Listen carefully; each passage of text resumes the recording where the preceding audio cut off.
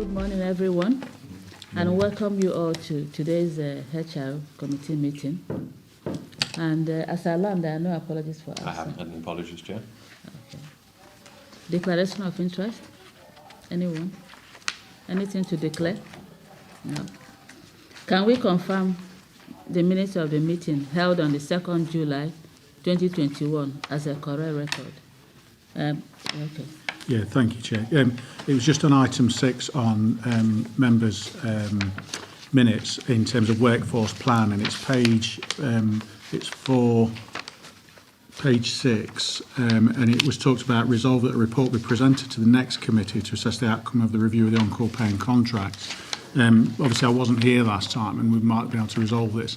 The on-call pay and contracts is literally just starting at the moment, and we were programming a report to come to members of the committee next year when we'd actually got something to say. And it literally would be, we're doing an on-call pay and contracts pilot, and that would be all we'd have to say to you. So I took the decision, and having updated the chair on pre-agenda, that we didn't think there was anything for you to say to members at the moment, other than there's a pilot ongoing around looking at on-call pay and contracts, and it is scheduled already in the forward plan to come back to members at, I think we're looking probably summer, hopefully, but maybe autumn of next year. We need it to run quite a lot of months to see whether it actually works. It's no good running it through the winter and getting a completely different data than we get from on-call in the spring and the summer, particularly around availability. So, you know, I'll ask for the discretion of the committee, really, Chair, if we can do that. So, can we do it? Well, it's a standard national contracts, really, of certificates of availability, but they were set in the dark distance of time when society was one thing and society's moved on in the last 40 years when that went in. So we're trying to look at now about the offer and the commitment we expect from on-call. We're hoping, I think there's going to be a case of there's a change from those that are already in to the offer of the future people that want to be in, and that's different. So it's in its early days. We're having lots of negotiations with the staff who are representing the on-call team and the trade union about how we move from the position we are to get some pilots that are run properly. We don't know if these things are going to work, hence we run a pilot with the staff and we're trying to run it at a couple of different stations, one where it looks like it could work quite easily and one where we think it might be very problematic. And what we're hoping, if we've picked a site that's problematic, hopefully, if it works there, it should work absolutely anywhere. But it's going to take some months before we've got anything meaningful. It's time for a change. And hopefully you're going to get more recruits. I think the numbers of recruits, what we're hoping for is the offer will attract different people. Okay. You know, I'd like to think more, Councillor. I really would like to think more because I think the future projections of on-call just looks like it's going to continue to get difficult. Yeah, I get that, yeah. I think, Chair, just to pick up, I appreciate this is minutes, so I don't want to dwell on it too much, but I think what Roger said was absolutely spot on. We do need to be making sure more people apply, but I know when we actually discussed this at the last committee, there was a big push for trying to recruit people from the BME community, which obviously I support, but particularly in parts of the northern county that Councillor Eddie and I represent. You know, that's not necessarily the issue. The issue is probably from an economic standpoint. If you use Ashfield Fire Station as an example, it's surrounded by 3 large estates, council estate and 2 recently built affluent estates. All of our retained firefighters come from those 2 affluent estates, and I don't believe any come from the council estate, and they do live just as close, just as access to transport. We should be going into places like that and saying you could be a firefighter as well, and whether we advertise it better there as well. So when we are drawing up this report, please put some effort into that. And then secondly, I'm sure we aren't the first fire authority to embark on this endeavour. Is there any kind of best practice we can learn from pitfalls that others have taken, I suppose would be my point. Yeah, if I can, on the kind of the best practice, there is a National Fire Chiefs Council on-call practitioners group. There is a group around working patterns, which is drawing together the processes or approaches that all services are taking and trying to see whether there is good practice. Not necessarily there's a model, but there might be a hybrid where you can pick and choose and pick and mix bits, because it seems to be that different issues affecting different geographic areas. So if you're in the deepest of Cornwall, for example, or here, I'm always surprised where we are because of the kind of population we've got that we struggle. But we're still comparatively pretty strong. Colleague I've been talking to from Cheshire this week, they routinely have, double figures appliances off the run every day, and they've only got a few more appliances than us. So it clearly, when you look at Cheshire, the demographic there and where we are. But yeah, I think you've made your comments at the Fire Authority about across the road rather than right next to the station about the recruitment side of it. And that is something I've spoken to colleagues in the on-call team already about, to say, are we doing the positive action? Because, it's okay around the EDI stuff, around the BAME community, but the BAME community, what does that look like in Warsop and Harworth? I think ultimately we've got to sort of say, can we attract people? Positive. We're doing positive action as well, whether it be a gender approach or a BME approach. But we've got to make sure we get the numbers in the first place. And I think there are some things that we're kind of not shooting ourselves in the foot, but I think we're a little bit sort of blinkered on that maybe a couple of incremental changes might have a big impact. But that's certainly, we've heard it loud and clear from members. Thank you. Everyone satisfied with that? Just ask, sorry, I was late in, but just there's a question around the on-call stuff. And one of the things that I always get back from communities, people don't really understand fire services. Yeah. And how is that being addressed in terms of, I think people will be attracted and there are obvious places that you can go doing, but actually people understanding whole time, on call, how they can contribute to being fire service. Yeah. That always seems to come back at me because you have a lengthy conversation with somebody about it. And I said, I didn't know that. I didn't know that. And so, so getting that offer out there, part of that, and I'm assuming that's part of the work that's going on this, about how to communicate that better. Yeah, I have to admit that is a struggle about. I think there's a little bit about who's explaining what we do. So do our staff explain it in a way that they'd like it to be, or how we would want them to explain it? So there's a little bit about who's communicating it. And there's a little bit about as well, we do have a go days, station taster days, we do a lot of that kind of stuff. I think there is something around we're trying to get into employers a bit more, because daytime, a lot of it's about employers. There's been some, partly I feel a little bit sort of patronising kind of press around it. So there's been a focus on, if I look at mothers in the daytime, is a better explanation. There's been a conversation, why aren't we tapping into women? Because there's probably lots of women who, drop their kids off, and these like very stereotyped conversation. I'm thinking, well, are we saying that swathes of women actually, once they've dropped the children off at school, want to actually go and do anything other than spend some time on themselves? So there's kind of like the rhetoric that's coming around it. I don't think is very helpful. But in terms of the engagement of the employers and the individuals, and I think that's going to be a challenge, particularly through the sustainability on-call team and the local district managers, around the positive action, not just around the diversity side, but the positive action around what's it like to be an on-call firefighter. And I just wonder about the issue about partners, about communicating, because, like the Nottingham Jobs Hub, how do we engage with them? Do we engage with them? Yeah, we're in contact with Phil Yates at Nottingham City Council, and for the whole time campaign we've just been talking to them, and in fact only yesterday I sent through a load of our support staff vacancies to them as well, so that they're promoting our support staff vacancies. Could I ask them that maybe, because there's also, I'm getting in a bit of a process, but there's also a whole range of structures within the city. There's us as councillors are advocates for this, but there's also offices outside of the jobs structure. You've got we have strong relationships with partner organisations which are facilitated by neighbourhood development officers. A briefing that could go out to them so that when this stuff comes up, because we had this event on Saturday talking to people and stuff like that. Our NDOs are a little bit, I don't want to say ignorant, because they're not, but do you know what I mean? They don't really understand what's going on, and actually, so this stuff comes through. The jobs people are great, but our officers who facilitate the partnership working could probably do with a brief on this as well. Yeah. I think around the on-call thing, if people who work in the city live in other areas, I think the on-call thing would be useful. And, you know, the closest on-call is going to be Hucknall to the city. Yeah. There's no longer any, has been for some years, on-call in the city. So it's about, I suppose, where we're targeting our energy. We tend to target our energy where we've got lowest numbers. So Southwall, for example, is perennially a problem to us. Perennially a problem to us. I think we're at something like only back down to 9 people at the section there, with some challenges around, you know, some of the supervisory managers, which is the real challenge. They're dual contract, and when they come to retire from their whole-time roles, there's a risk and a real danger that they're actually going to retire from their on-call role. Right, there's no now supervisory manager at the site. There's no appliance available at that site then.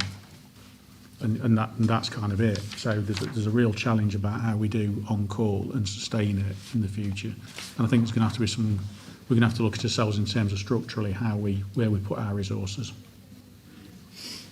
Sorry, Chair, I only brought up the issue about the on-call paying contracts, but I thought it was key that we sort of, I didn't want you to be here thinking we didn't have a report that we were promised. Well, I think just briefly to finish it off, I think the reason we have spoken about it is because it's probably the most important thing we're going to do. We're moving officers, and our fundamental, let's be honest, what do we do as an organisation? We've got all the back office, HR, etc., and management, but that's to provide a frontline service. The frontline service is changing, and you think about a large station like Ashfield, which deals with more road traffic accidents than almost any other station, fires, etc. That's already moved 50% of the time to on call, and it's going to start rolling out across the city and county. And I think we do, and like exactly as Mr. Parkins just said, we need to make sure we pull their attention to actually how this is going to work on a HR level, recruiting and everything. So it is really important the way I see it. Yeah. Sorry, Chair. It's a bit of a passion of mine. It has to be a passion of mine because it's my job anyway, and you'd expect it to be so. But I think on-call used to be seen as an economic way to deliver fire calls, you know, in terms of an emergency response. I think the challenges of providing on-call now means it's not as economic because you have to put so much effort in per head of on-call firefighter compared to a whole-time firefighter. We run some positive action. Everybody wants to be an whole-time firefighter. They come in, do a course, to sit on a station. We have 30 or 40 on-call leaving and coming every year. Because of the difficulties and the energy that HR, occupational health, training have to put in to try and do that, it really makes you wonder per head the economic side of it. But the reality is that's a model we've got. Unless the fire authority can find, you know, millions of other pounds and you not have on call in the future, and it's all old time everywhere. But that's kind of like, you know, it's pipe dreams. Okay, so we'll move on to item 4. Human Resources Update. Thank you, Chair. This members will be aware now this is just a general update report around the health of the organisation and the general metrics. There's a lot of information in all the reports today, so I don't intend to go through lots of it, but try and pick out some key issues for you. On page 10 of your pack, we talk about staffing numbers split into whole-time, on-call and support. And that really just gives you a breakdown around whether we're up or down in terms of the establishment based on the budget we have in terms of salary costs. You'll see there in terms of whole time, the approved establishment is 431. We currently have 443 at the moment, and that's generally, we generally go over establishment when we're predicting through the workforce plan. People are going to leave when we need to do a trainees course and when that trainees course starts. And there's a trainees course ongoing at the minute, so the variance of the plus 12 is broadly made up of the whole-time trainee course that's at Ollerton at the moment. So these aren't people that are out on stations all the time, they're in training at the moment and being paid a salary by the fire authority. On-call is measured in units, which is a back from time, and you can see there that there's 252 persons or 135 units. 80 of those, I think we've actually gone above 80 slightly now, are actually dual contract. As much as that is fantastic around the cultural stuff and the competence stuff, it breaks down the barriers that historically used to exist between on-call and whole-time. So it's broke down lots of those barriers. The reality is, though, a dual contract, if some of those go sick or leave, we lose 2 for the 1. And that has a quicker impact in terms of on-call. And you can see the number of units. that we're actually short there, and there's a big push and campaign in terms of on-call recruitment happening right now. And support staff there as well, in terms you can see there's, obviously 154 in terms of the approved establishment, was plus 22, lots of fixed term temporary contracts, project work that's ongoing at the minute around joint headquarters and some of the other work in the organisation. A little bit going from 2.2 down talks about actually, leavers and starters, and this is all driven by the workforce plan. And happily, the predictions are within 2 or 3. Tracy Crump, who would normally be with us, who's actually dealing with other things at the minute, she would actually be, the workforce plan has been very accurate for a number of years, and that's been able to actually bring people online as people are leaving, particularly whole time. One of the challenges, I think, around support services that are contained within some of the details of the pack, we have had some struggles around the numbers of support leavers that are leaving, and then providing skills into some of those roles. So whether it be driver trainer kind of trainer roles, or health and safety roles, or something with more sort of niche skill sets. And I think that is what we're seeing in terms of the general labour market. So things like finance accountants, and that appears to be an issue across the public sector, not just specific to Nottinghamshire Fire and Rescue. On to page 11, we try and give members there a breakdown. There are some targets that we set in 2.7. Some of those targets and some of the Appendix A will talk about some of the charts, and Appendix B as well will give you some more data that we actually do. And it will also give you some comparisons to those services that provide data around sickness absence, whether it be whole time, on call, or support staff.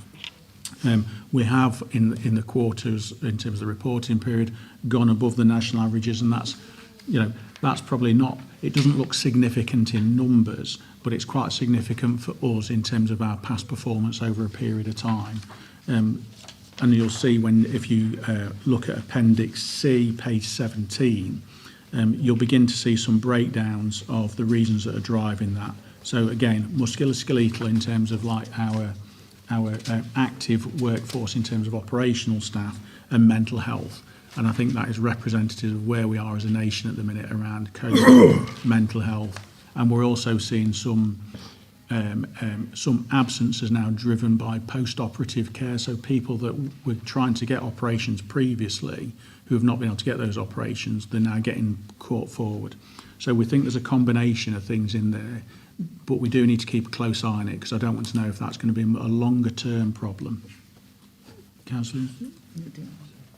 Yeah, sorry, just to explore that just a little bit more, get a bit more understanding of it. So from what you've said, some of it's about what's been happening over the last 18 months because of access to medical care and stuff. Yeah. What within those numbers isn't part of that is something else? I'm not seeing anything that I go, that's a bit different. Yeah. We have about every 6 weeks, I chair an ill health meeting, and that is something we've run for probably about 3.5 years now. So every 6 weeks we'll have a look at it. The combination of the long-term absences are anything from punctured lungs, broken legs, fingers, accidents, and there's a big proportion of things like that. A lot of those are actually not in the workplace. Right. A lot of those actual events are actually being outside of the workplace by what people are doing. So sporting injuries, those kind of things. So picking up on that really. So the workplace injuries and stuff combined with the not so easy access to medical care over the last 18 months drives up some of those numbers. So that's what you're saying. I think some of the absences, people may have gone absent because the condition means they can't come to work. Yeah. And then people who have had some kind of intervention in hospitals then mean they're in a period of rehabilitation. Okay. So not massive numbers, but that is some of what we are seeing. Okay, so on that side, what I'm trying to get is the understanding the scale and scope of what that impact, how that will drag back the numbers closer to what our targets are. Yeah. And then I think you've answered the other question about you're not seeing stuff that's strange or odd in terms of what's happening with healthcare because of the, you know, the issues that happen outside of work as Yeah, well. yeah. So, I think what my biggest concern over absence, in all honesty, is where say somebody has a physical injury Yeah. and they are out of the workplace for some period of time, then that becoming a mental health issue, because we do see that fairly regularly, Right. combined with where the world's been for 18 months and people's personal resilience. And I think that is something, we've obviously got the mental health nurses in terms of fixed term, that we brought that in, you know, in terms of like funding that for a period of time to try and get over that as part of the wellbeing strategy.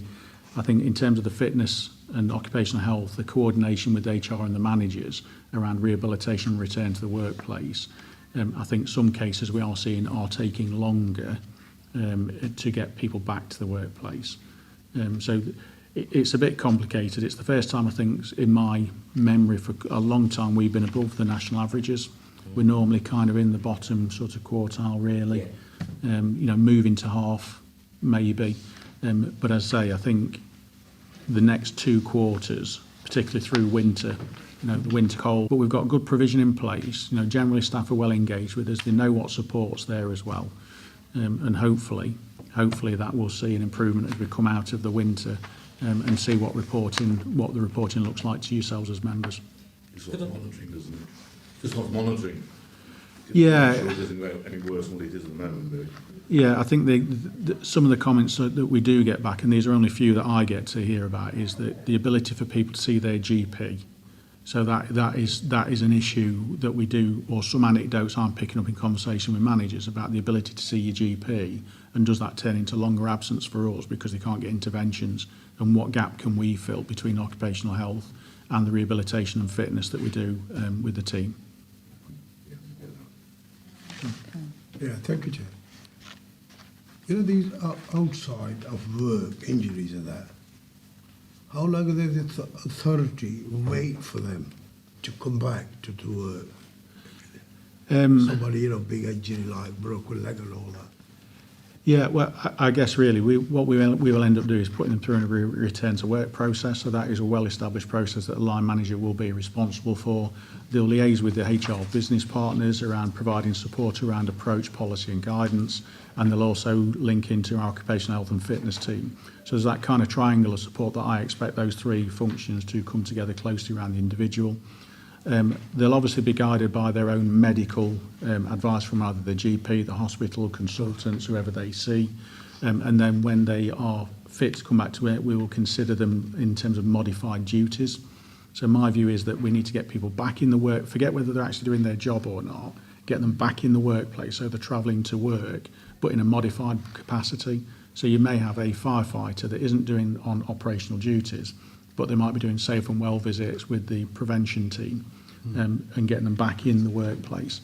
They will then have an assessment by the occupational health doctor and nurse, and the fitness advisor will put in a return to work. If it's a physical injury, they'll put in a return to work fitness plan, and then there'll be a functional test and a fitness test to make sure, yeah, you're now functionally fit. And if there's anything they've missed in terms of training around their competence, particularly again the operational workforce, but it's, you know, it's similar other than the operations for support staff as well. There'll be a package of fitness, health and wellbeing that will be put around them. And that may include referrals as well to specialists where we feel that's appropriate. Time-wise, I suppose the answer to your question, Councillor, is it depends on the condition of the individual. You know, we do try and get them back to work as quickly as possible, but get them back so they can be effective. Good. sorry, this is just a generalised question, just to get a feel for it. So just looking at the charts. I suppose looking at those that are at the bottom end and those that are in the top part, and that's, I'm taking a guess that South Yorkshire is not too dissimilar from us because it has some significant urban areas as well as county areas. So how do they get the numbers that they get? Appreciate this puts you on the spot. How do they get the numbers they get and we get the numbers that we get? You know, because it's quite an odd mix actually. You know, somewhere like Hertfordshire, right at the top of the chart, I'm struggling to understand how what is mainly a county area gets worse. But I can see why Northumberland might be down the bottom because they don't have that many big urban areas. But it's still a significant difference in numbers, isn't it? is there any sense of what's going on there, or anything that we can take from it? We have tried to kind Is of it accurate? I have to work on the figures we get. Yeah, okay, all right, I'll take that. Obviously, I don't want to speak for those other services, but trying to understand what provision they have in place and how they manage to get those lower figures. I look at the kind of numbers around the family group, so Avon, Staffordshire, places like Derbyshire, where we sit around them. We're normally closer to Derbyshire and around Avon and Staffordshire than we are on this current time. So we've moved up from kind of, I suppose, where North Yorkshire and West Midlands are at the moment to where we are over this quarter of period. So it feels a bit odd. We knew it was coming with the numbers we've seen. I think we've got something like 25 whole-time staff off currently at the minute, and then there's the on-call. So we've gone quite high again at the minute, and we went really, really low through COVID. Right, okay, so what's happening there then? Have the people started doing more? Have they started being more active? Have they started add more operations, and we are seeing some of that. So I don't want to labour this point, and I know you're going to move on. So if we see an improvement number in the next quarter or the next 2 quarters, is that the target? I think the idea is to monitor the next 2 quarters and see if are we missing something in terms of our intervention. I think at the moment is we feel like we're doing a lot, and we feel like we've done even more in terms of mental health provision and those kind of things. So it feels like we're doing more in terms of access to services rather than just doing what we did before. Yeah. That kind of what it feels like to me, and yet it's still gone up. So is this just a blip? Is it a blip? I hope it is. My intuition is telling me that it's going to get worse before it gets better, and I don't know why that is. I can't put that on data or anything else. Yep. My intuition is telling me around what it does. It feel like to be around the organisation. It feels like it might get worse before it gets better. And I think 2 quarters, getting through the winter into the spring, and then just seeing what happened over the winter period, and then we can take a view of okay, is there something a bit more fundamental we're missing here? Okay. So sickness absence is clearly something we're absolutely not complacent about. 2.14 on page 12, I think we've talked about national trends, where we fit, and hopefully some of that data in terms of the appendices at the back, there's encouraging in terms of some of the context. Please have a look at that, because it will drive probably a lot of questions, maybe not for today, but maybe next time. Or if there is questions, obviously, that you want to email us about, we can obviously get some answers around that. On page 13 at the top, we talk about other health metrics around the organisation, around disciplinary grievance, harassment and bullying. I think it's the first time I've seen it with all zeros, which is great. Bear in mind, we're starting to spin the organisation up. There's lots of tensions about trying to get people back to work, and what is that meaning for them? Is that creating tensions? And that is something we've been talking with managers about.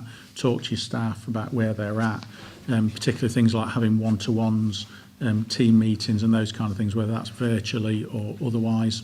Can I ask a question? Sure. Being new to the committee, what does IDRP mean? Yeah, it's the internal dispute resolution. So where somebody has been through a whole process, so things like, say, pensions, where they've raised the grievance, gone through a grievance process, not happy with a decision, they've then got a recourse of action in terms of a couple of stages of internal dispute resolution. So it may come to officer first and then come to members later. So it's basic that really, and we've had those around pensions lately. And I know Nick's sat in the background, but I think it's pensions was the last IDRP relating to firefighter pension scheme. So it's not necessarily internal. We're making decisions based on national guidance that somebody still feels aggrieved about, and there's another recourse of action that they can take if they're not happy with the decisions from the service and the authority. So just on a general point of what you're saying, I think you touched on it when you talked about the spinning up of the organisation again to be responsive. Yeah. So maybe you could just tell us a little bit more about that, because that's something at the back of my mind, is that all organisations, all of us, are finding particular challenges in terms of staff and engagement, and not problems, but it clearly has in terms of management. So what have you set up some key points, key indicators of concerns? What's the general process of instructing management in terms of how they manage return to work. Although I know a lot of crews have been working anyway, so Yeah. you know, but it's been very isolated and very sealed. So I don't think the whole time the crews being at work has ever been a concern for me. They have had their anxieties all throughout as all people working. I don't see that as being the issue. I see some of the the tensions more around people who may have been working at home or more remotely being asked to come back into the workplace, and the ongoing anxieties around COVID, for example. And then bearing in mind the leaders, the managers have also got the same concerns, and we're asking them to get the organisation back up and running. So looking at the process, we're now fully doing safe and well visits with operational crews. We're back in commercial premises doing fire protection on a bigger scale, and that now draws energy from other teams that working from home may have been great for them for that period, but because of the demand we're putting on them now, needs to be back in the workplace. So it's those kind of indicators. Is there a little bit, do they feel harassed as an employee by being asked to come back into the workplace? How are we dealing with that? And the expectation is particularly things through like behavioural framework and the PDR process. The PDR is once a year, but we're expecting managers to be having those ongoing one-to-one conversations with teams and individuals. And we've seen that that's certainly when we've done the SLT briefings and to the workforce, we've been every time, whether it be John, myself, Canada, whoever, you need to be engaging with your teams around the impact of coming back. The other side of that, and there's obviously a paper today about agile working, so some of the lessons that we're learning around agile working, and people are getting a little bit confused by, well, this is just working from home then. Absolutely not, is this working from home. Working from home may be an element of it. So I think there's a little bit about where the service finds themselves. And if you're working from headquarters at the minute, you've got the apprehension of COVID and coming back to work, and the apprehension, of course, we're not going to be on this site. So there's a big change for those individuals. And that's something about keeping an eye on, is that driving the sickness absence a little bit as well? Is that driving tensions as well? So there's a lot of stuff going on, I think, for individuals, more support staff at the minute, that if we don't keep an eye on it, we tend to think, oh, firefighters, that's what we're here for, community service, your point council, that's what we're here for. But actually, the engine room makes all that possible. And if they're not functioning well, the people out on the front line are not going to stand a chance. It's kind of good. We're certainly not complacent about that at all. It is driving some of it. It is corresponding to what we've done around some of the cultural stuff in the last 24 months, I think, when we look at doing staff survey going into COVID, and the general feeling around morale around the organisation. I'm doing back to the floor days and things, so I'm looking for things like where there might be grievances, where there are tensions coming that might feel like harassment. And I'm getting generally on the SLT and back to the floor days some really, really positive feedback. Very few negatives coming back. Yes, there are gripes, moans and groans about stuff depending where you are. But, I've got sickness absence on the one side that's, pretty, not very good for us. And then the other health indicators are like really, really good. I feel like I've got two ends of the spectrum at the minute. I say the appendices that are attached just give you a lot of charts.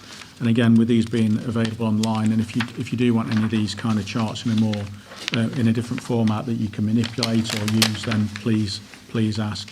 But again, there's lots of information through all the appendices and lots of charts broken down, the whole time support and on call. And I guess that's it, Chair. Really, lots of information, but I made note of some of the points as well.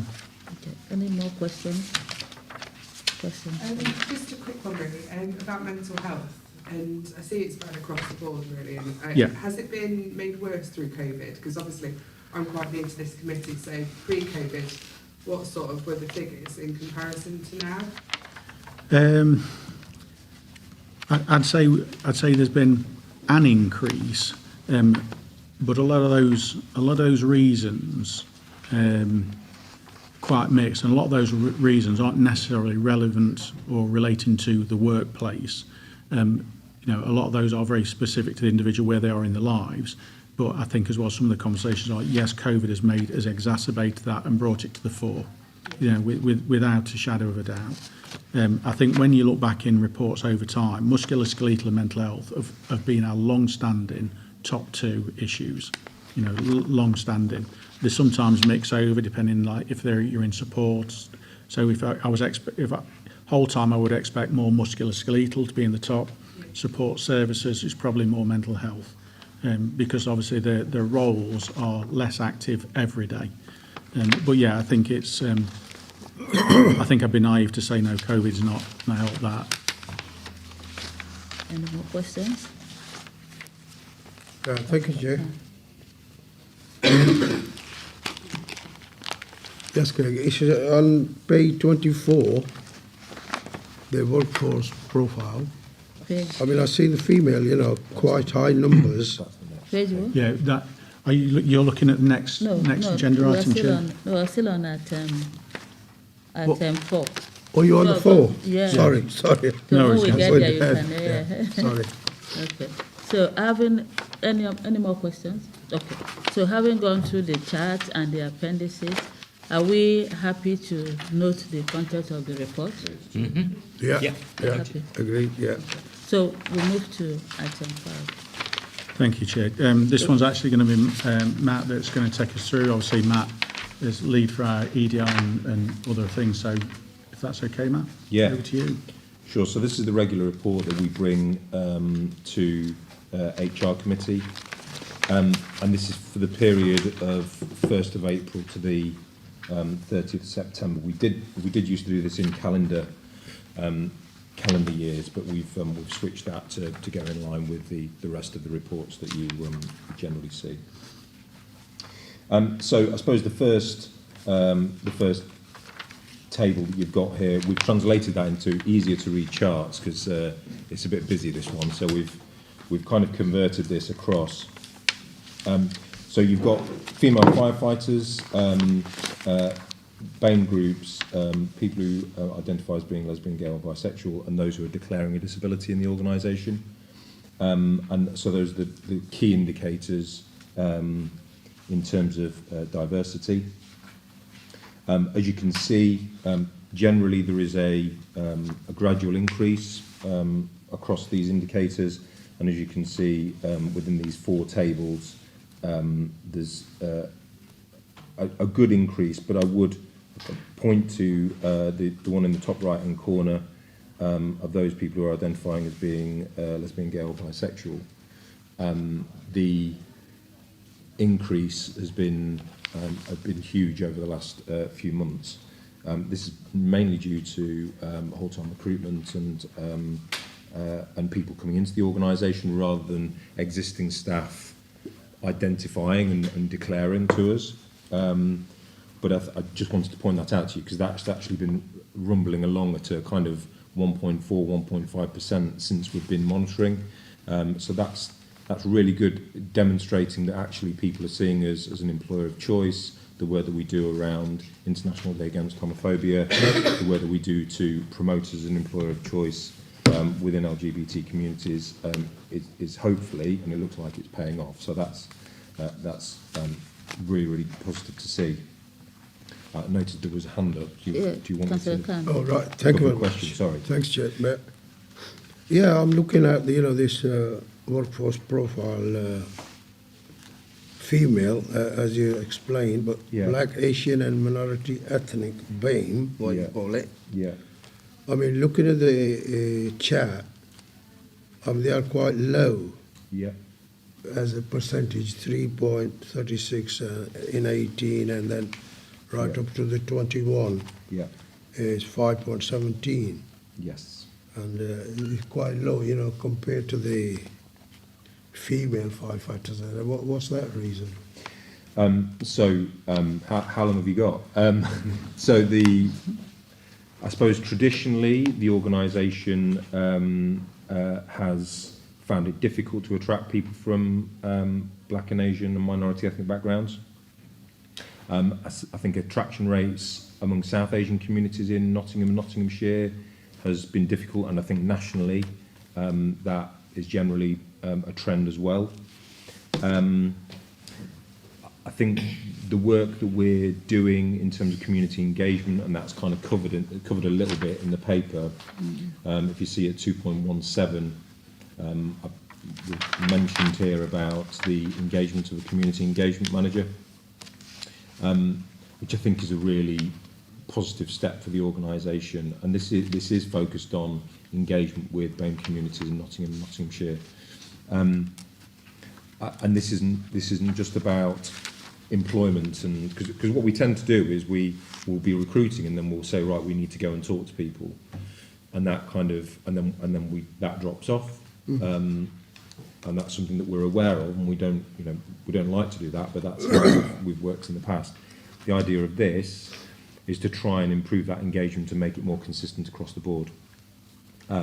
So the work is around regular consultation.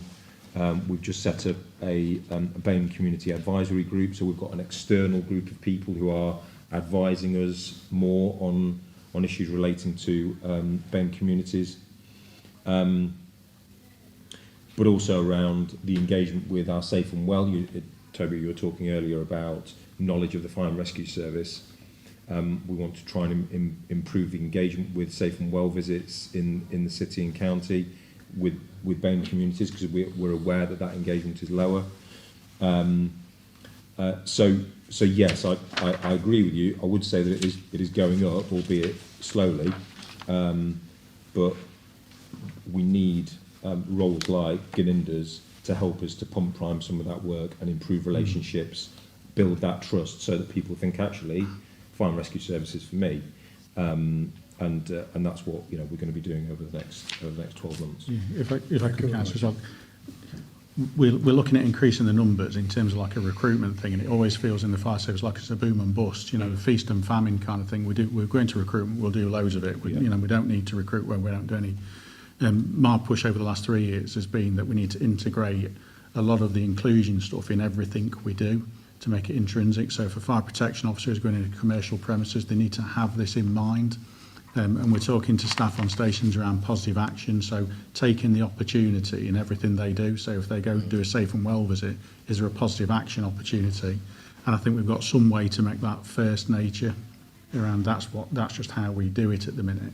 And the conversations Matt and I have had for, I don't know, forever and a day, we've got to get that integration in terms of what the community engagement team do, but they've got to facilitate everybody doing it.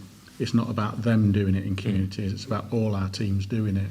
And I think we've got a lot of work there to do. If we focus just on recruitment, I don't think the narrative around on-call will get across. No, I don't think crews, because they're the bulk of our workforce, crews have got to understand they're not there just to put the fire out or cut the person out of the car. There's other things we need them to do, and take the opportunity while they're at scene, or while they're doing a Safe and Well visit, or a visit to schools. And I think that's a bigger challenge for us at the minute. Culturally, we've got to move that on. Councillor Neil. Yeah, that's great, and that partly answers what I was going to ask. But so one is just a process thing. The numbers, I can see numbers here and stuff.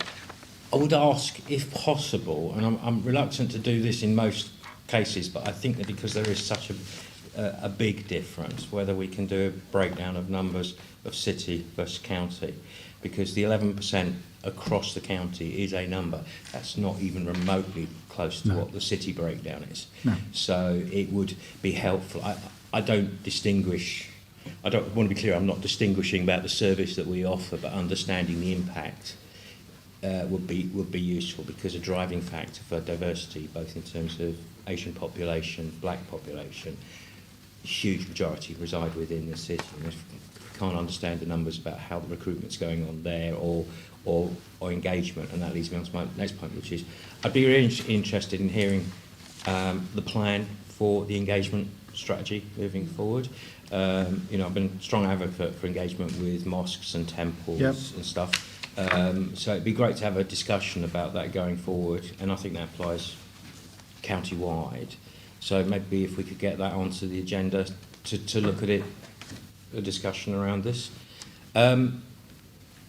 I take note of the points in there around gender, particularly at senior leadership level. That there's a case we've got to try and work through the recruitment and stuff. And I know, so I'm saying this on the basis that I understand and really appreciate all the effort that's gone into it, but the numbers are still poor. Yep. I know there's really strong positive action approach going on here, but we're still just not quite getting there. When, you know, what is it, 6 odd % of the workforce of the firefighters is still only. And we talked about this last time, because the perception of what, you know, firefighters should be, sort of some hulking mass of an individual who can, that of course isn't what we're going on. So again, maybe if we can come back to this at some point, that's to look at this, because it does need a step gear change, really, doesn't it? But I'm saying all that because on the basis that I do know that you've been putting in a huge amount of work on this. It's just what else have we got to do? What else can we do? If I can, Chair, we do have a community engagement plan. The previous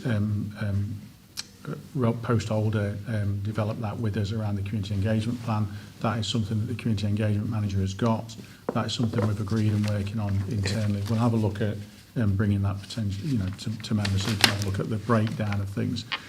This was an individual in terms of an advocate within, minority communities that kind of developed that with us. We think that's fairly broad around positive action, internal actions. The fact that we've got the BAME advisory group was one of those recommendations, and that is now set up. And I look at some of the stuff we've done around the employee networks internally, the women's network, LGBT network. They are gaining traction bottom up a little bit from what I see, rather than be top down saying, I want 5 of them, 4 of those as the Deputy Chief Fire Officer. We're giving some space for staff now to kind of think, well, what's going to make us better and get some ownership of it. That's going to kind of take time. I think I'm interested, but I'm less interested at the minute about the actual percentage numbers. I'm interested in, are we doing the right things to get the numbers generated? And the fact when it becomes around the operational staff, we're running a campaign at the minute in terms of whole-time recruitment. I'm not sure when the next one will be, because I'm not sure how much money the Fire Authority will have to supply the fire service. And that's where you see the numbers as well. That correlates really to where we've done recruitment and then got more female or BME members in. So if we don't do a particular whole-time, if we didn't do recruitment like we didn't for 6 years, your numbers aren't going to change. And you're not then going to get, say, women, for example, who then become supervisory leaders and managers, who then can go on to be middle managers and leaders, because we're still doing that bottom entry. There is some work nationally as well around direct entry currently taking place, and we'll seek to bring some information back to members, because there's an ask at the minute about, do fire services want to take this on? So direct entry at station manager level. And that really is not just a gender or an ethnicity issue. That is around, sort of cognitive diversity as well, different thinking coming from outside the organisation into the fire and rescue service. So lots going off. But I thought it was useful to talk about the engagement plan, and we'll bring that back.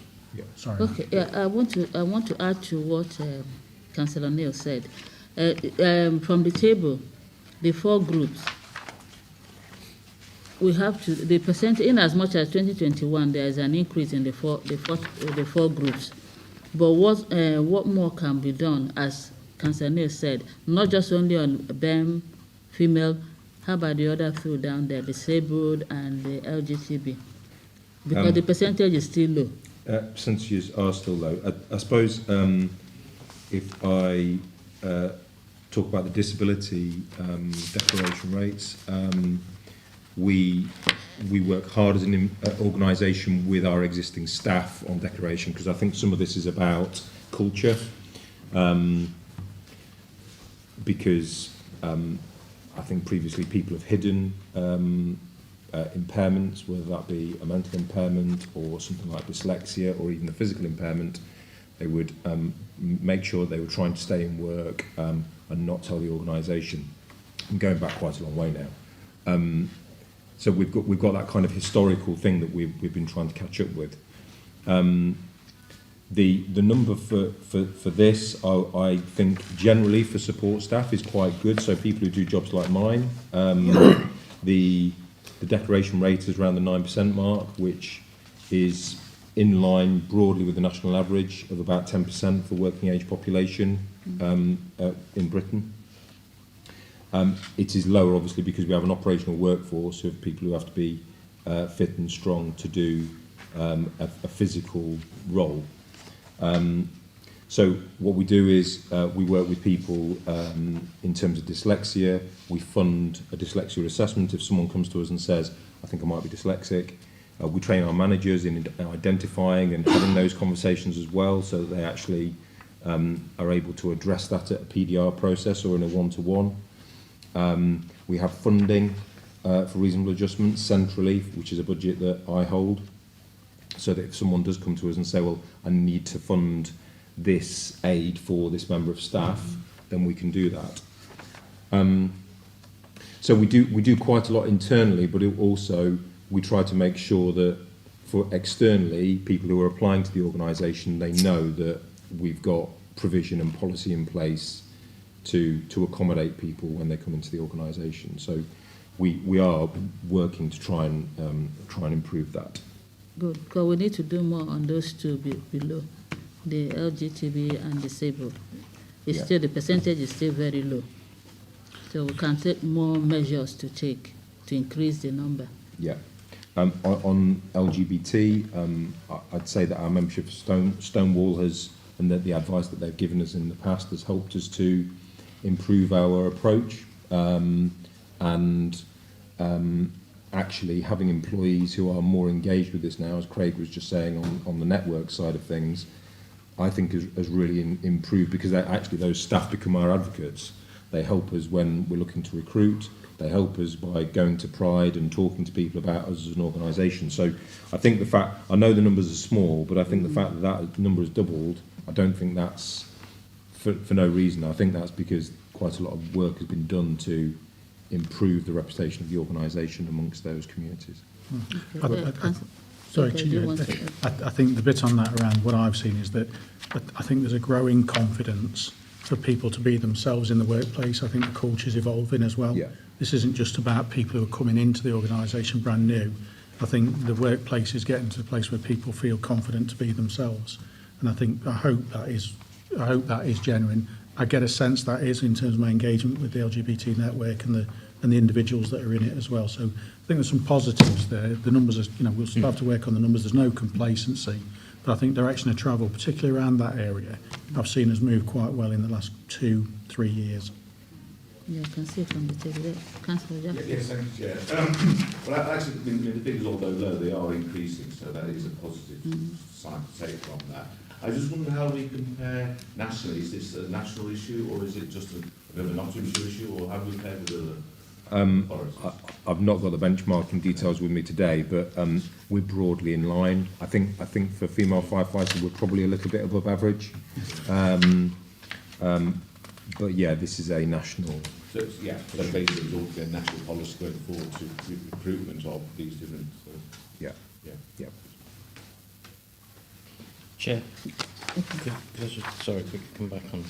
So, Craig, I appreciate what you said, and I think it makes sense, and the issues around, obviously, the opportunities to recruit and bring in new people are slightly limited and stuff, and I think you're right. I think the process is much more about creating a narrative that gets out there and talks about the positives. And I've just endorsed the issue around the networks, because actually getting behind them and endorsing their position and giving them freedom to do what they want makes a big difference. We saw it in the City Council, we've seen it in here, and actually my engagement with the LGBT network over some of these issues. They are clearly quite happy to discuss and engage, and right, the numbers are still small. I would like to see a bigger swing. I think declarations are still a bit of an issue, but that's still a better number than it was, because it flown around about 7% seemed to be the average for organisations that didn't care. And actually, once you start showing that you do want to listen, especially through networks, you start to see those numbers go up. But the strategy is all important, the narrative is all important, and then so that when it comes to the opportunities to recruit and bring people in, you are getting to the widest possible group of people. That's my concern around this, really. So, hear what you're saying, and I certainly don't mean anything I've said as a criticism what's going on here, because actually I'm quite pleased with it. I just I do want to see numbers start moving at some point, Yeah. at the earliest opportunity. Yep. Yes. Agreed. Thank you. Okay, can go ahead. I suppose the other kind of piece of work that I'd like to ask you to note is at 2.23 under religion and belief, under religion. We've tried to do, we were hoping to do this during 2020, but kind of COVID hit and it did slow things down a little bit. But we're trying to increase the understanding in the workforce around faith.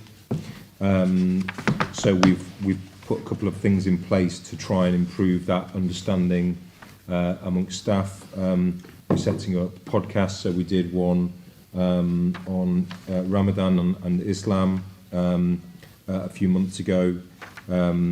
We've done another one on Sikh faith, and we've got another one on Christianity coming very soon. We have David Milner, our chaplain, who's involved in supporting some of that work, as well as Ganinda Nagi, who's our community engagement manager. We're also putting on some face-to-face training for firefighters, and also some e-learning as well, which we've developed, which is about, so when you go into someone's house and they might have a faith, how does this affect their safety? How do we need to treat them differently? What do we need to do? So within that training, we've got that guidance in there under different faiths. So we're starting to roll that out as well. So I thought that was something that I wanted to just highlight for you. Thank you. And also whole-time recruitment, that's covered. You know, we did do a whole-time recruitment process in 2020, and we're currently in the process of planning with a process starting in February. So webinars are underway. We did another one yesterday. We've got another one tomorrow morning, which are open to all. And we've got awareness days, which are going to be run throughout November and into December as well. So those will be out in the community, but also on fire stations, here at headquarters, so that people can come in. In some cases, they can do some of the job-related tests. In some cases, we'll put them in fire kit and start to improve some understanding of what the role is about, so that people can start to think about applying. So just a bit of a plug for that process, really. Just on that one as well, I think some of that focus is, well, all the focus in the past has been putting them in the fire kit and showing them the response side. You know, a small percentage of what a firefighter does is actually response. A large percentage is preparing to respond in terms of training. But the bulk of their work is prevention and protection and engaging in the community. So there's some work going on nationally around job-related tests and firefighter recruitment and firefighter job description. A lot of that through National Fire Chiefs Council. So I think the messaging and the narrative, as Councillor Neil said, I think some of that is going to have to change because that will then attract different people. Yes, at times there are things that are very physically demanding of them, but that shouldn't be the first thing everybody thinks. You know, I need to be able to bench press 500 pounds. You know, I need to be able to do X, because I'm sure as hell I can't do that. So I think the narrative is going to have to change about what we're looking for, the person type, and I think you'll see that over the next couple of years in particular. I think some of that will begin to change. Thank you. Any more questions? I've not really got much more to mention. I think we've covered most of the key points. So if there are any other questions, really. Yeah, I can see it. Have you finished? Yeah. Yeah, I can see you finished. Any more questions? The only question I'd have is, and I apologise for keep bringing it up, but you know, I do think that there's a community missed in some of these reports, and that's for the people lower down on the social economic scale, which I know I'll repeat, but that is the bigger issue in the county. And I think the broader point is we need to be, and the whole emphasis of this is to make sure that we as an organisation are representative of the people that we are there to serve, and ultimately pay for us to be here as well. And while I recognise, as I think Councillor Neil made well, that you know the city has a large BME community, and that isn't represented in the service, and we need to do better at that. Although we've made steps towards it, but I certainly feel in the county, particularly in the northern part of the county, like I say in Ashfield, I think it's a social economic scale and understanding things like hoarding, you know, all that kind of thing, and it helps to have officers and members of employment that actually, I suppose, are part of that community as well, in the same way we're trying to achieve with every other group mentioned in this paper. But other than that, I think it's a really good report, and I think it's good to be keeping track. And I actually think it's really great to see improvement as well. And you talk about the 1% and how we're growing in the recruitments. So it's impressive, but I think we're just missing that, making sure all parts of the community are included. Okay. Thank you. Okay. Having gone through tables A to F, are we happy to note the commitment of the recruitment and retaining a more diverse workforce? Are we happy to? Yeah. We're happy with the content. Yeah. Okay, we'll move on to the Thank you, Chair. That's back to me then. We're expecting, in terms of doing equal pay audit, this paper reflects the most recent equal pay audit that's done for 2020-21. It's in line with the gender pay gap regulations as detailed in the background part of the report. And again, you know, members I'm sure will have questions. It's not a long report. The upshot, I guess, really is it's kind of reflective of the diversity of the workforce, in male, female, ethnicity, and where the breakdown really is of staff. So a lot of women in terms of doing some of the lower skilled jobs and then the middle manager jobs, but then not proceeding necessarily in the numbers to the higher level of jobs. And that clearly is an issue. SLT, you know, I think it's 4 out of the 9 are actually female in terms of that. So the breakdown looks better than it did a few years ago. But again, that complacency and trajectory and making sure we get that right breakdown. But that then reflects in the gender pay gap. So there's a lot of narrative about, we've got 4 red areas, 7 amber areas and those kind of things. 2.5 talking about gender pay gap and the specific measures that are bullet pointed there that what is looked for. In 2.6, it talks about the hourly pay gap and a median pay gap of 8.2. And it looks at sort of the public sector and outside the sector as well. And they're actually set out in the table that's on top of page 40. 2.7 will talk about, seen from all work groups with the exception of on-call, the average male is higher than female, represents over a 12-week average. And again, we've got significantly fewer female on-call firefighters, so therefore not earning the hourly rate. And that means if we can balance that over the years, then that will kind of look better. But the hourly rate is paid at all levels exactly the same. It's just the actual total earnings over the workforce just completely skews the figures. So as you'll be aware, if you are in a support role as a grade 6, male or female, you're in a support role at grade 6. If you're the deputy fire officer, you're the deputy fire officer, irrelevant of it. So we are not paying people a different hourly rate, but the mix within the workforce then obviously reflects in the figures about the percentage differences. And that is kind of covered all the way through in terms of 2.7 and down to 2.10. 2.11 talks about the focus of the areas, and again, that's part of that links into the community engagement plan. So where we're trying to do positive action around on-call firefighting and those people, particularly in the day, because day cover is the issue we have. A lot of the positive action isn't just about why people don't want to join the service, but it's also about talent spotting with the female members of staff that we've got, and some of the leadership things that we're doing around leadership strategy, so aspiring leaders and focusing, getting managers to talk to underrepresented groups in their team, so whether that be BAME members of staff or female members of staff, about, okay, what does a future leaders programme look like for them, and is that an aspiration they have? So we need to do a lot of positive action and support for the teams we've already got, and about why they're not wanting to come forward. And that's seen really starkly when you look at the full-time fire side of it, where we've got growing numbers of firefighters who are female, but then you start looking at supervisory manager and middle manager, it's becoming non-existent.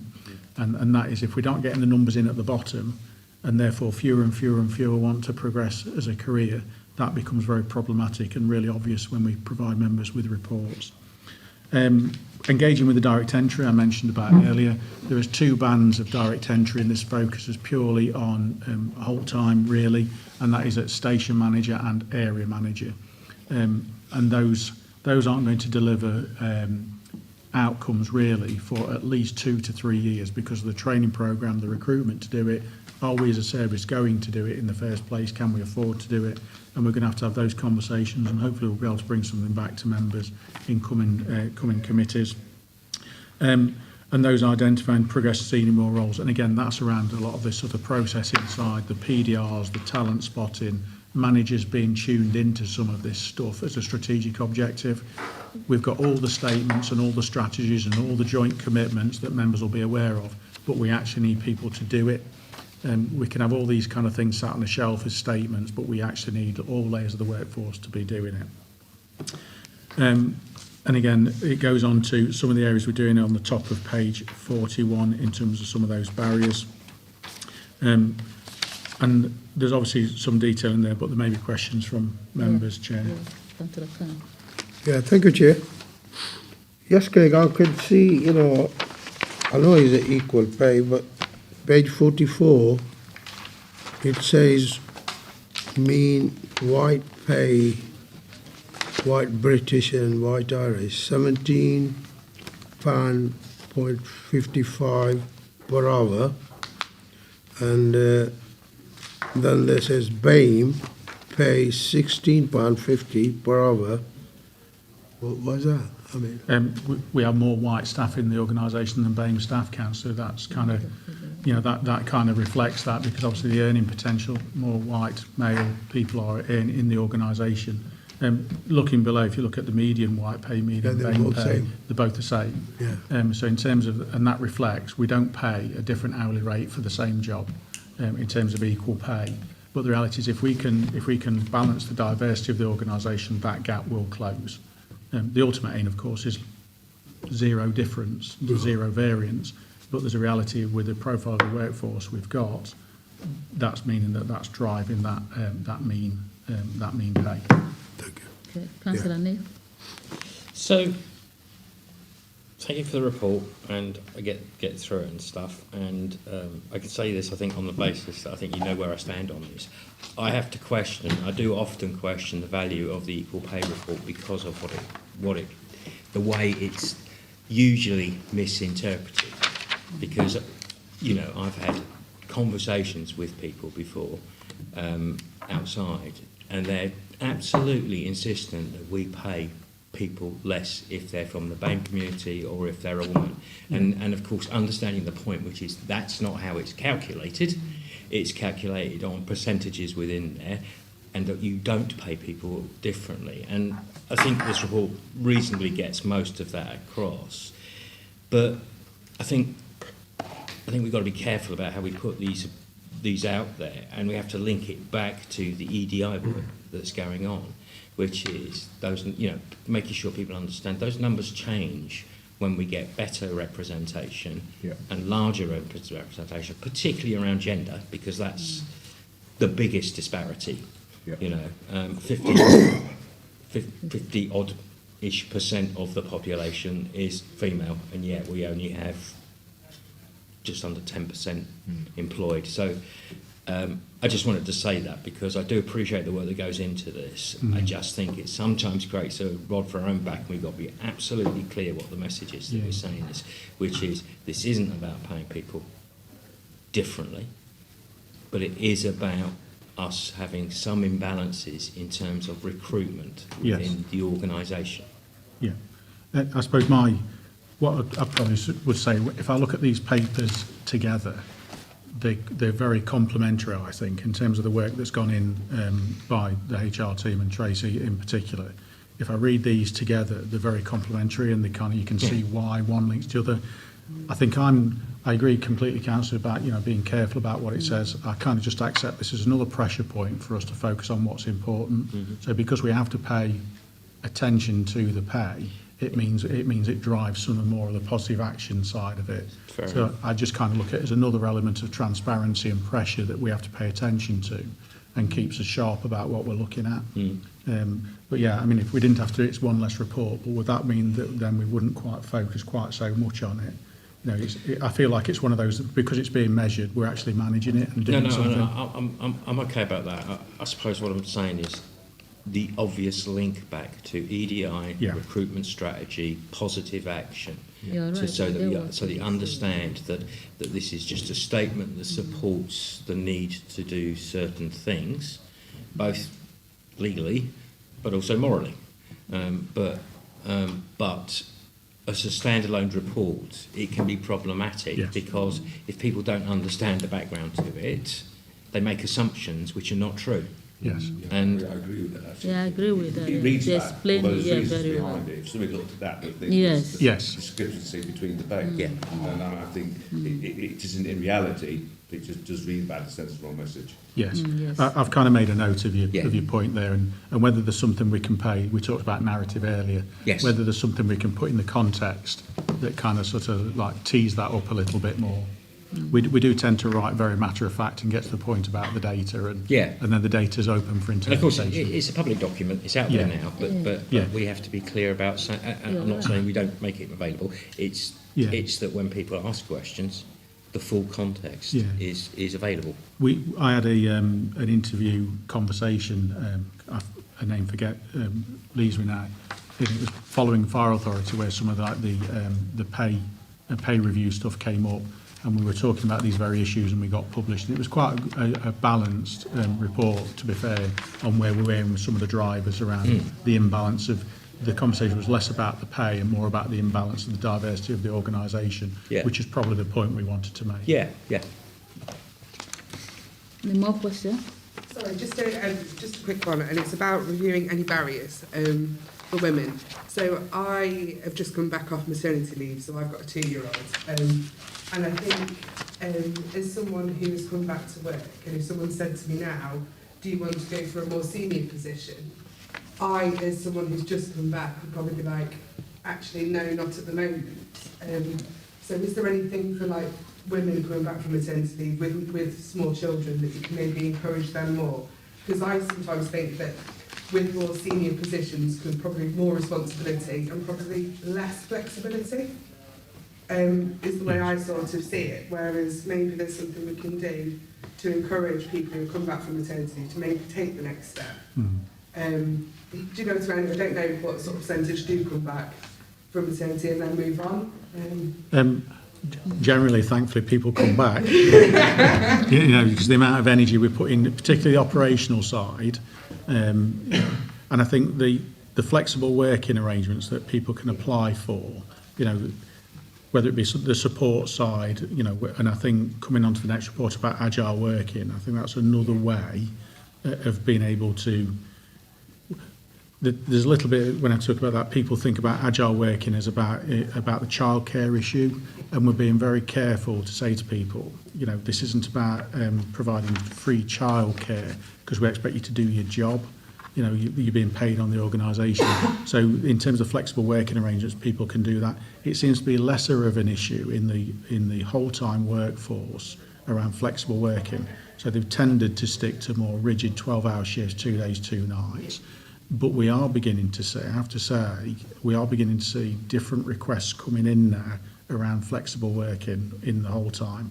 That's going to drive things crazy because they're working as a team on 2 days, 2 nights. If I only want to work 6-hour shifts, somebody else has got to do the other 6. So that's going to create some tensions there as well.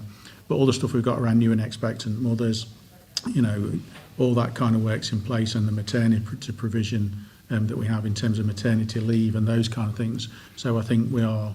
I was going to use the word generous, which seems now the wrong word to say in terms of generous. I think we are very accommodating to try and make sure we retain the skill, whether that be sickness absence or people who are just starting making journeys in terms of new families.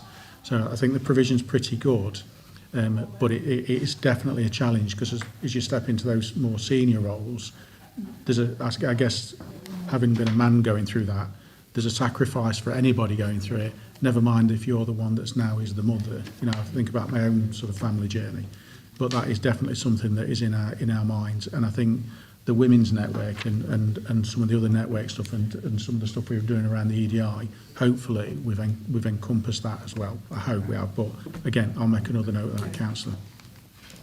Any more questions? Are we happy to note the content of the report?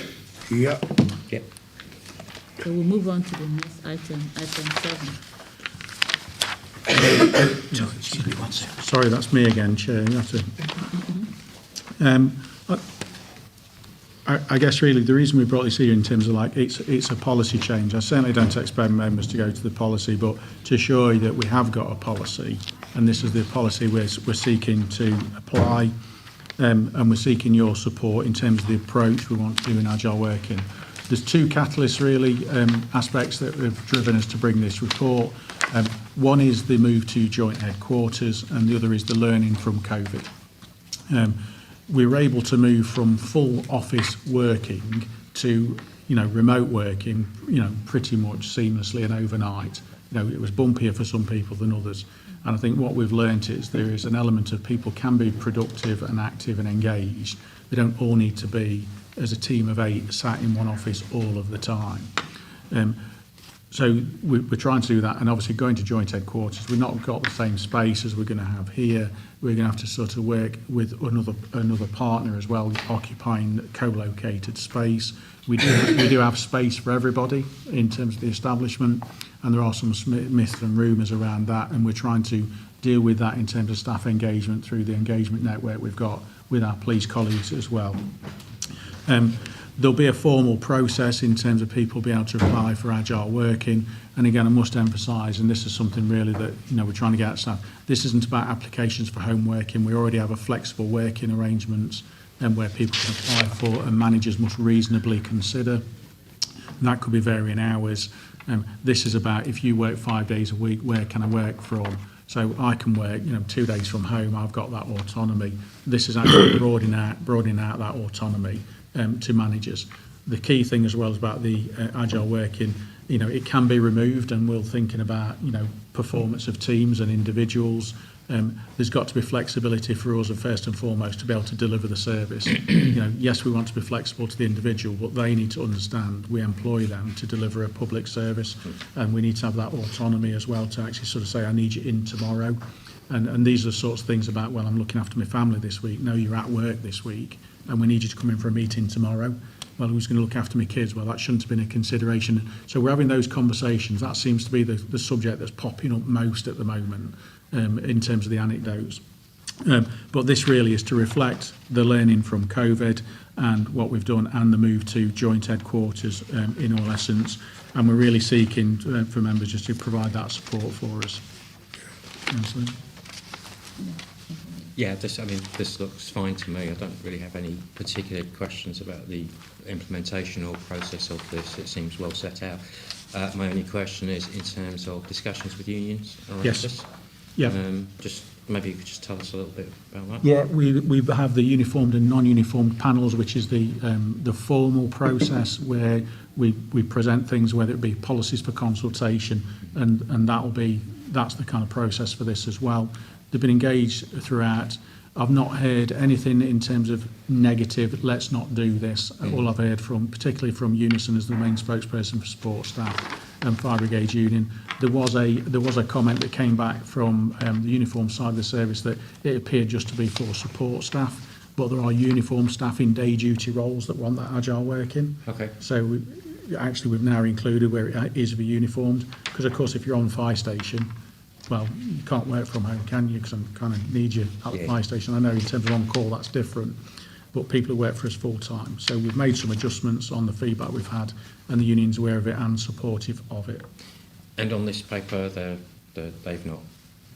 So what's being presented here, there's no further negotiation or discussion that needs to take place. No, as far as I'm aware, I've not had anything back other than positive support from both Unison and the uniformed representative bodies. Great. And that's all I propose to go through, Chair. Any question? It's probably, if it can be a positive from COVID, it's probably this, isn't it? We can be more flexible in the workplace and how we work. Yeah, I think I'm always worried about if something happens around business continuity, and I think what we saw here is we've got some stuff that's not so positive, that not significant, but we're going to have to work through about how we deal with things in the future, because we always thought about short-term absence. We didn't think about a year's prolonged absence from things, and that's presented everybody with a difference in terms of way of working. But I think this gives, hopefully what this gives is managers a bit of flexibility, but I have to emphasise to all the managers, it's about if it's got to deliver the product, the service. Yes, we want to be right by the individual, but I'd like to say that takes a second place. My job is to make sure I deliver the service on your behalf, and I need to make sure individuals understand that, but give them the flexibility and the tools to do it. Sorry, I do have one more question.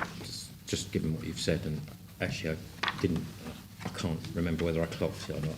Performance management within agile working, is there a clearly laid out? It falls within the manager's brief, and that's been established. Yes. Yeah. There's some guidelines. So we expect the individual to be in the workplace more than they're not. So 2-3 days a week, depending on how they work. So if they're working 5 days, we expect them to be in the workplace 3 days a week. We expect them to be available for team meetings. We expect them to be able to come in tomorrow at short notice, those kind of things. And it can be withdrawn if the performance. So when I go back to the individual one-to-ones with line managers and the PDRs, I don't expect managers to back away from. If somebody's been problematic this year, yet they're agile working, right, okay, we need to get them back in the workplace, focus and set some key priorities for them. So that has been written in through all the guidance and policy. Thank you. Any more questions? No questions. Well, I've got one question. How's it been factored into the relocation? Because I'm going to presume that we've got less of an office space than we've maybe got here because of agile working. So they can compare it to what Ashfield Council's done. We've gone down from 5 office buildings to 2, because obviously we recognise that, we physically couldn't fit all of our staff in the building. Yes. But we recognise that obviously that people will be working from home. So I presume that's been taken into account. Yeah. There's ongoing discussions with the police about how we use the combined space, but as members aware, you've paid for space, so it's a joint headquarters, and we've been very clear all the way along from the start that we require 120 spaces, so we've kept that space. How we use that space and people coming in and using it, and we may not have desks as a fire service in all that space, so we might want to use the space differently. So we absolutely have all the space for everybody that's in terms of contracted to work for us at headquarters. But that gives us some flexibility going forward. So we've got the space at site, what we originally went through fire authority, and we've maintained that space. And the 120 spaces predates the COVID situation, doesn't it? Yeah. So that was our requirement based on what the average working was prior to whatever we've discovered now. So we still have that space. Yes. Yeah. I mean that's the investment that members have made in terms of going to joint headquarters. Yeah, and that just I think that future-proofs it as well, Council, a little bit. Like, we might be able to go up, go down a bit. There might not be as many people working there. A bit of hot desking, as the report says. So more people, if the teams sort of saying, well, we only need 4 desks this week, and 2 of us are only coming in. So we think we've got that bit. The biggest issue around the agile working and joint headquarters is the anxiety of staff by a significant change. So are we happy with the implementation of the agile working arrangements? Yes. We're happy. Yeah, support it. Okay, we'll move on to item 8. Again, lots of detail in here, members. I don't intend to go through section by section, but what we're trying to do here is really give you an overview of the people strategy. We gave a kind of a closure of the previous strategy, and this really is a cross-section of all the things we're trying to do, whether it be leadership, development, EDI, and everything that's going off in the organisation. The focus in 2.1 around that, we talk about there, whether it be delivering our services. There's a reason why it's the top one, because that's why we're here in terms of delivering services. Shaping the workforce and inclusion and outstanding leadership. And some of these link into the code of ethics that we talked about at Fire Authority. Integrity, dignity and leadership are in some of theirs, and community first. And there's a lot of direct correlation to National Fire Chiefs Council people strategy as well, because there's a big drive in terms of across the sector about getting some continuity and consistency. 2.3 talks about some of the key activities in the last few months. It talks about the firefighter apprentices, and we got our first Ofsted report was very good. You know, the commentary we got back, never mind the report, is our approach to apprentices, and we've had some approaches from other services to ask us about how we're doing it, which is, you know, to me that's a really good token of how we're doing it when other people want to know. Talking about there in terms of promotion processes, even while COVID's been going on, we've been recruiting, selecting, we've been doing promotion processes at all levels over the last 2 years. None of that stopped through occupational health and the HR teams. You know, it's not sent like a COVID year, it's sent like a normal year plus COVID. We've refreshed the workforce plan, which is at the bottom of page 73, and again that links back to the recruitment and planning, what we're going to need and when we're going to need it through retirement profiles or short notice vacancies. Moving on to pages 74, it does talk in there obviously around the on-call pay and contracts, and you'll get a report next year that hopefully will have some positives in there, or to tell you some of the difficulties we've had even. Again, links back into the agile working halfway down page 74. And 2.6, we talk about around the inclusion, around the community engagement plan and the equality and inclusion plan, and bringing some of those things together. Really pleased, I've said about the employee networks, and we've got champions. So the area managers are the champions and sponsors. So we've got an area manager and champion. Bear in mind they're members of SLT. They don't chair the group. An employee in the employee network chairs the group. The area manager is there as the enabler to make sure that actually if they want to move things on, they can have discussions at a strategic level. And at the bottom, page 74, as Matt's talked about, is the advisory group in its infancy, but something new for us. And I think that will be something that really will start to grow and help in terms of shape how we deliver services and who we deliver them for. And again, on to page 75, there's a little bit there about employee engagement. And what we're doing with Nottinghamshire Police. Bear in mind, we're not just only going to be co-located with them, we're beginning to engage in some of their staff networks as well, and about, you know, we feel that in larger numbers we'll be able to have a bit more of impact and resilience.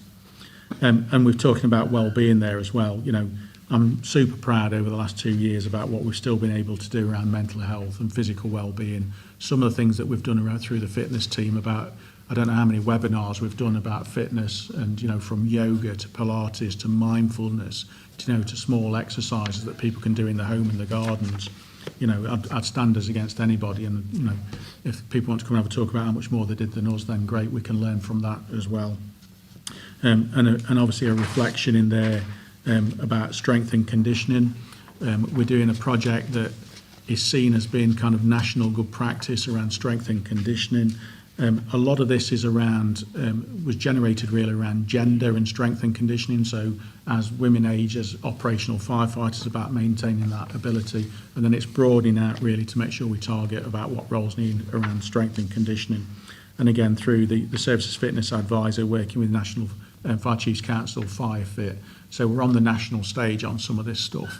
And again, which is actually putting our badge and our name as a service and an authority at the forefront. And those are some of the snapshots, Chair. You know, there's obviously lots in there, and if members have got any questions, I'll do my best to kind of answer the questions. But, you know, we're progressing in spite of everything else and the recovery we're in. You know, the workforce and the people that are leading this stuff are doing some great work. Yeah, we can see there are a lot of progress made. Any question? Just make a comment if that's all right. No, I think the report's pretty comprehensive. There's nothing in there that I'd like to see more about, and I am pleased about the progress in particular, the leading role the authority, you know, the service has taken in particular issues around fitness, you know, to serve and all that sort of stuff. So yeah, it's a good report, really. Just wanted to comment. I know there's a lot of work been going on. Yeah, I think sometimes people don't, you know, when people in my position ask them to sit on national things, they sort of think, I've got my job here to do, never mind some of the national stuff, but the values, the longer term value of it is beyond the workload, you know, the learning and the, you know, the sort of what other people are doing, that you can just tweak what you're doing to make it that bit better. And so long as you have to do the work, I don't care. So there are a lot of progress made. So are we happy with the content of the report? Yeah, Note it. Okay, so we, pretty good. item 9, exclusion of Yeah. I guess, yeah, just for the formality, Adrian, just have to read out that bit on the front, don't we? Would you like to read that, Chair? If you just go through the kind of thing on the front of agenda item 10 as the exempt items. Okay, so I need to read it. And then we. Yeah, thanks, Alex. So, okay. Thank you. Exempt meetings. Thank you. Exempt meetings of the meeting held. Is that the one you're talking They got to read the public notice. It's the. Yeah. about? Okay, yeah, okay. To consider excluding the public from the meeting during consideration of the remaining items in accordance with the section 100A of the Local Government Act 1972 under the Schedule 12A Part 1 on the basis that, having regard to all the circumstances, the public interest in maintaining an exemption